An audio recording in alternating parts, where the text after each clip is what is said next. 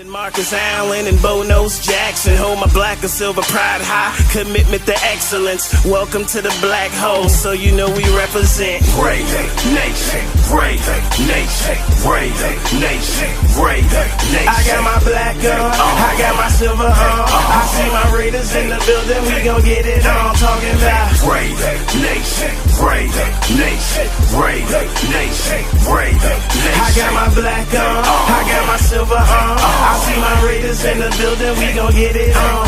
Yeah, salute to Tim Brown. Salute. He's a Raider. What is up, Raider Nation? It's your boy Some More Raider back at it again with another video. And here's just my thoughts, my little quick thoughts on the Michael Crabtree signing. First of all, I just want to say, if you guys haven't seen my NFL Draft 2015 trailer, check it out right here. That was my previous video. I got a lot of love for it, and I thank you guys for, you know, just trying something new, something classy, you know.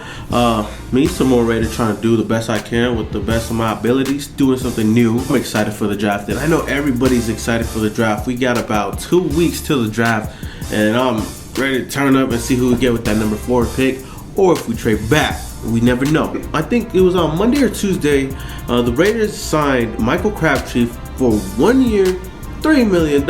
It's a nice low risk, high reward kind of deal, you know, which I don't mind. It's a good deal. We didn't pay too much for him. We're not making it 3, 4, 5 years. We're just doing 1 year, you know, prove yourself kind of deal. So I'm down for it. I was down to have Michael Crabtree. I know a lot of people don't like him because of his past. You know, he has an attitude problem and all that. But you know what? I say cut the slack. Give him a second chance. You never know. Even though he didn't want to be a Raider when he got drafted. Man, who would want Jamarcus Russell to be the QB now? Come on now. Come on. But yeah, so I like the deal. Michael Crabtree comes in. He got kind of like a veteran leadership. I think he's about 27, 28 years old, which is still kind of on the young side of the wide receiver kind of, you know, wide receiver position. He has sure hands, great hands. Pah!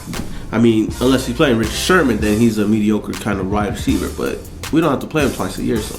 I mean, with that said, you know, he might not be a deep threat or anything, but he's a sure receiver, you know, especially if you plug him in with our wide receiver that we do have, the wide receiver core that we do have. You know, we have James Jones, Ross Streeter, Andre Holmes, Bryce Butler, and the list goes on. You know, we got a lot of nice potential wide receivers.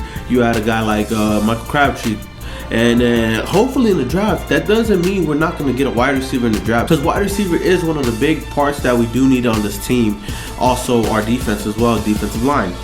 But I look at it as, if we go in the draft, I look to seeing, I mean, if we could add somebody like Amari Cooper or even a Kevin White to this wide receiver core, we're solid. We're good with that. We could probably put one of them at the 1, and then Michael Crabtree there, and then, you know, James Jones, and then Ross Streeter, and then you plug in a couple wide receivers here and there, and we solid, yo. We are solid. So I mean, talking about this, you know, makes me excited, because I like to go offensive. You know, I like the offensive route. You know, have splashy plays, the big kind of plays, and I hope we do get a wide receiver that can do that. Just because we picked up Michael Crabtree doesn't mean that we have to go. Now, it kind of opens up our draft board to where we don't really need to get someone at the number 4 spot, even though we would love to have it, but we don't really desperately need it, because we kind of have a receiver that can do what he could do.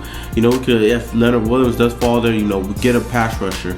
Or if they go Dante Fowler, you know, hey, we got to go a top tier defensive player. So we could always get a wide receiver in the 2nd round and get Josh Harper later, because I'm still in for Josh Harper.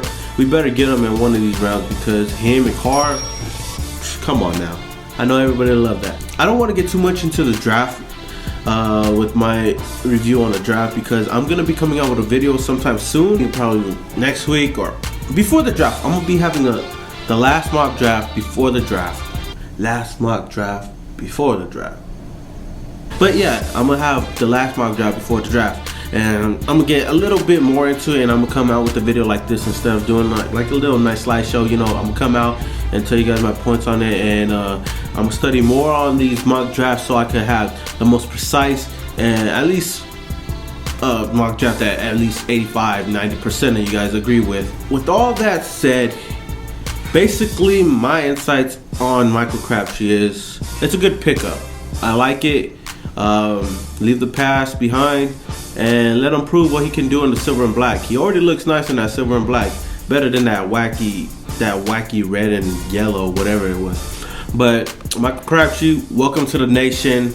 You know, we run the Bay, so he already know what's up. So I mean, let me know your guys' thoughts on this pickup. If you guys liked it, if you guys don't like it, just leave a comment below. So don't forget to like, comment, subscribe, you guys. I'm gonna be coming out with more content. I will try to keep coming out with more content. And with that said, you know, Raider Nation, your boy Some More Raider is out. Woo!